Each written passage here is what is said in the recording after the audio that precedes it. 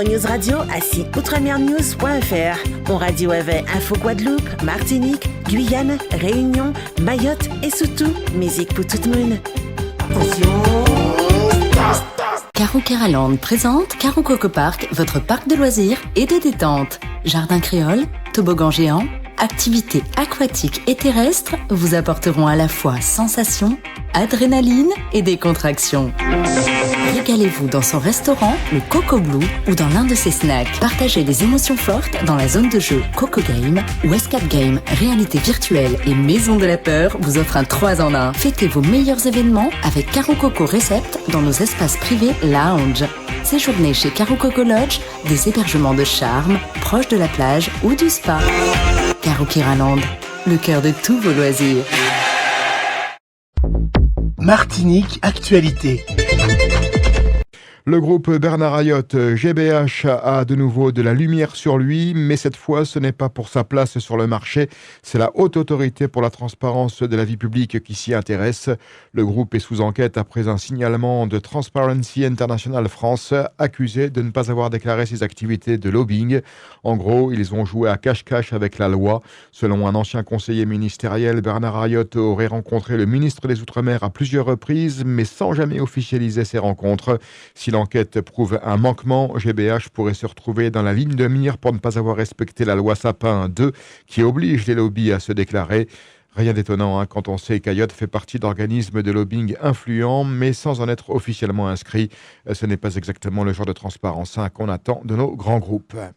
Emmanuel Valls, qui a terminé sa visite aux Antilles, a de plus annoncé son soutien à la proposition de loi de Dominique Théophile, sénateur de Guadeloupe, pour enfin reconnaître la responsabilité de l'État dans le scandale du chlordécone. Oui, vous avez bien entendu, après des années de silence, l'État serait prêt à indemniser les victimes de ce poison répandu dans nos sols, notamment en Martinique et en Guadeloupe.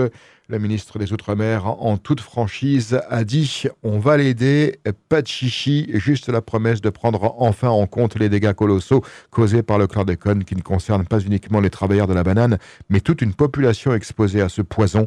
Et comme si ça ne suffisait pas, une création d'un comité d'indemnisation va être mise en place, inspiré de ce qui a été fait pour les victimes de l'amiante. » Le conseiller territorial Alexandre Ventadour, lui, tire la sonnette d'alarme. Les 10 millions d'euros d'aides proposées par l'État et le ministre des Outre-mer lors de sa visite pour compenser les dégâts économiques causés par les mobilisations contre la vie chère en Martinique sont largement insuffisants. Selon lui, les pertes pour les entreprises sont évaluées entre 80 et 90 millions d'euros. Il appelle à une mobilisation plus forte de l'État et demande à ce que ce dernier pousse les assureurs à remplir leur rôle après que plusieurs d'entre eux aient suspendu les souscriptions pour les risques d'entreprise. La reconstruction, selon lui, ne pourra pas se faire sans un soutien plus conséquent. Opération antidrogue à Fort-de-France, une saisie impressionnante. Les 11 et 12 mars dernier, la police nationale a frappé la capitale de la Martinique. Dans les quartiers sensibles du centre-ville et des Terres-Saint-Ville, les forces de l'ordre ont saisi 11 grammes de cannabis, 6 grammes et demi de crack et 23 grammes de cocaïne.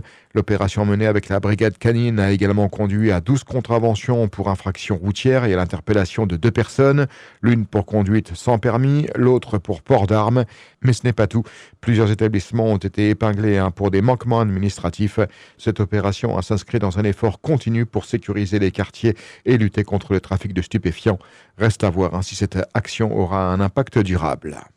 En Guadeloupe, un homme a été condamné à 20 ans de réclusion criminelle par la cour d'assises pour le meurtre de son ami à coups de tournevis en juin 2023. L'accusé, qui avait poignardé la victime 12 fois à Anse-Bertrand, a été reconnu coupable malgré les arguments de son avocate qui assurait qu'il n'avait pas l'intention de tuer. Le tribunal a aussi ordonné un suivi socio-judiciaire de 8 ans après sa sortie de prison. 9 mois après sa relance, Air Antilles peine toujours à décoller. La compagnie, en quête de rentabilité, ne parvient pas à remplir ses avions et le manque à gagner se chiffre en millions. Le directeur général Jérôme Arnaud en veut à Corsair et Air France qui refusent de signer des accords interlignes. Un coup dur pour les finances d'Air Antilles. Le conseil territorial de Saint-Martin a déjà injecté 18 millions d'euros dans la compagnie, mais les critiques fusent concernant le risque financier. Malgré cela, Louis Mussington, président de la collectivité, assume son soutien à l'entreprise et reste fermement déterminé. Jérôme Arnaud cherche également à ouvrir le capital de la compagnie pour assurer la concurrence sur les lignes régionales, surtout dans un contexte où la lutte contre la vie chère est au cœur des préoccupations locales. On écoute son directeur général, Jérôme Arnaud.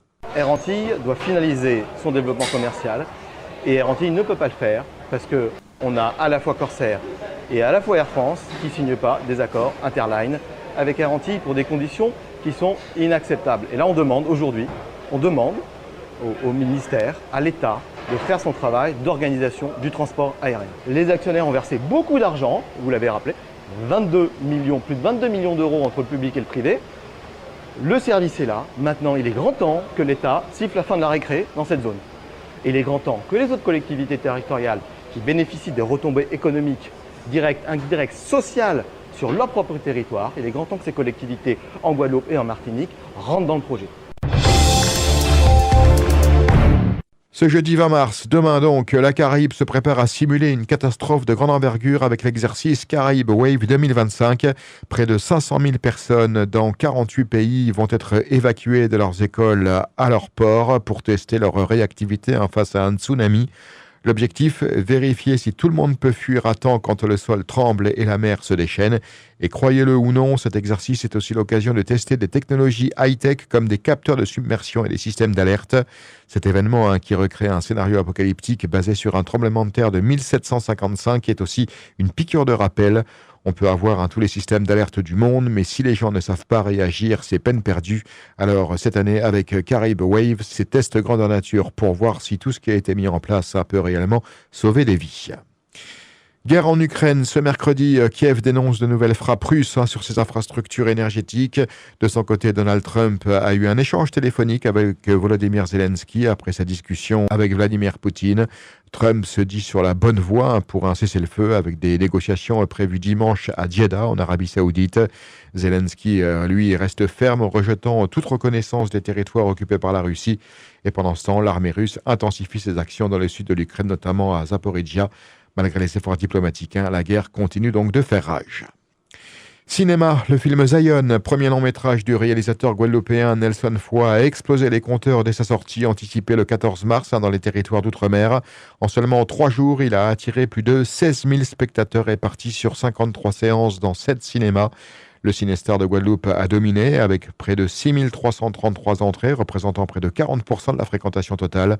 En Martinique, le Madiana de Shelcher a enregistré 4 717 spectateurs.